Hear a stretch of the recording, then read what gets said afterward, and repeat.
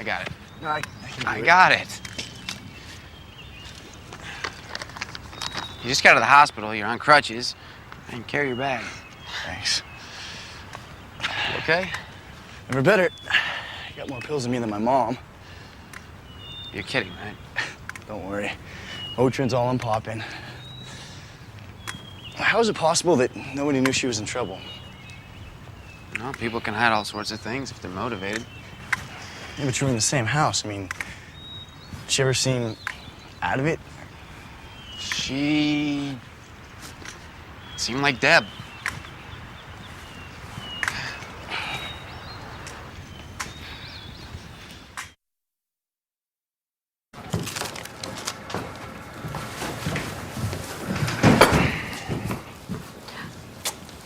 Thought you could use a little pick-me-up.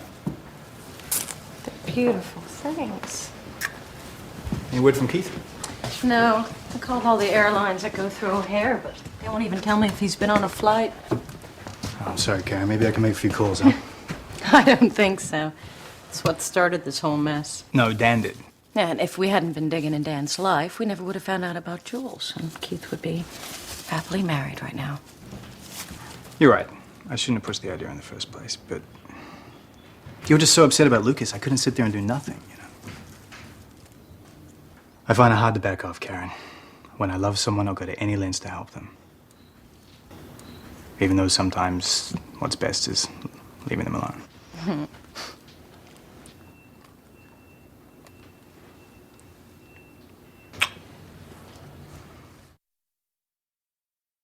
You know, in 45 episodes of One Tree Hill, we've seen Dan and Lucas together a lot. We've seen them in sort of very different flavors of their relationship. We've seen them argue. We've seen them try to get along. You have to commit to something like that, especially if you're going to bring new energy to it every time out. And Paul Johansson just inhabits Dan Scott in such a great way. This is a scene where, once again, you know, Dan is being very elusive, and it's hard to know if he's being sincere or not, and we love that energy for the show.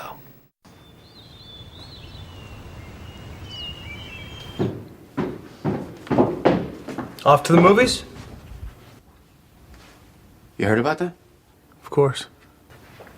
Hey, since everyone else is kicking in to pay Nathan's bills, I'd like to contribute too.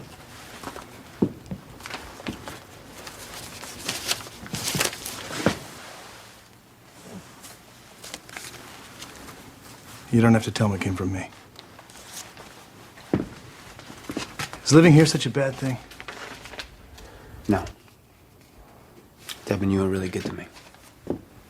Then why are you helping Nathan live on his own? Because it's what he wants. And what I want is for Deb to be healthy and for Nathan to move home. With you. Well, it's not up to either one of us. It's Nathan's life. I just wish he didn't think having me in it was such a bad thing.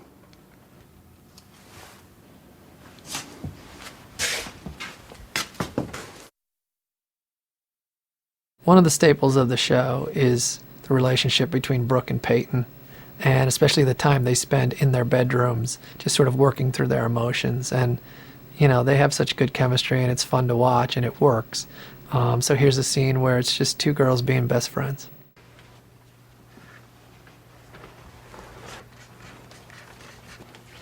Okay, you totally blew out a movie night too early because halfway through Godzilla vs. Mothra, the projector caught on fire. So Tim checked it in the ice machine, and then Mel sent cubes flying everywhere trying to tunnel it out, and then everybody else got into an ice fight. And I'm shutting up right now. Are you dipping on me, friend? Maybe a little. I'm sure Jake misses you too. Then why won't he let me visit? I feel like I'm failing him, or that there's just something more I should be doing. That's not true. You write to him every day. He knows you would drop everything to go see him. I think it's just too hard for him to look at you without being with you, you know? So where does that leave me? You know, what are you supposed to do for the people you love when there's nothing you can do to make things better? Let those people know you love them. Stand by them even when it sucks. And you gotta figure out what makes you strong so you can kick ass for them when they need it. Peyton, Jake makes you so happy. But what makes you strong?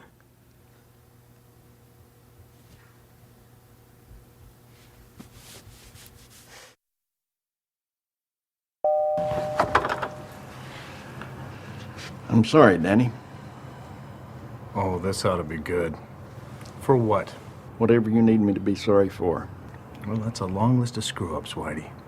I take the blame for all of them, if it'll help get Nathan into high flyers. Oh, I see. You didn't come here to apologize. You came to negotiate. I came to say I'm sorry. Dan, you were a great player. Maybe I was a lousy coach. Maybe I should have listened to you more and eased up a little bit. But we can bury all that now and do what's best for Nathan. And you think high flyers is what's good for him?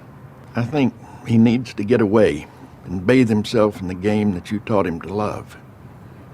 The game that gave you all the hopes and dreams that it gave me. If saying I'm sorry will help your son, a kid who, by the way, I think the world of, then I'm sorry. I was wrong. And I mean that sincerely. You know what, Whitey, you're right. I was a great player. And you were a lousy coach. Still are.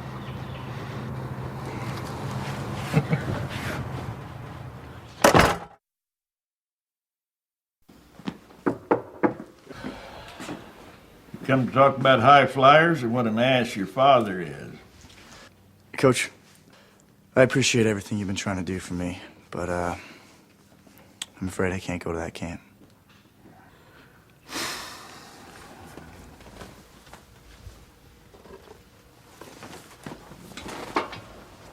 Remember this? My 500th win, courtesy of a last-second basket by Nathan Scott. It was on some crummy fadeaway because you made me work with Lucas. If you'll recall, I was going to retire right after this.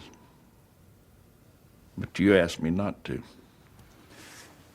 Coach, my mom wants us to try to be a family again. And the last time I left her, it nearly killed her. Now, I know I'm going to regret not going to that camp, but I just can't. Nathan,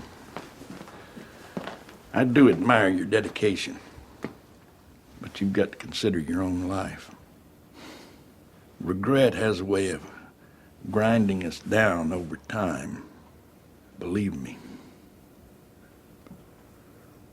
You asked me not to give up on you. I won't. But I also won't let you give up on yourself.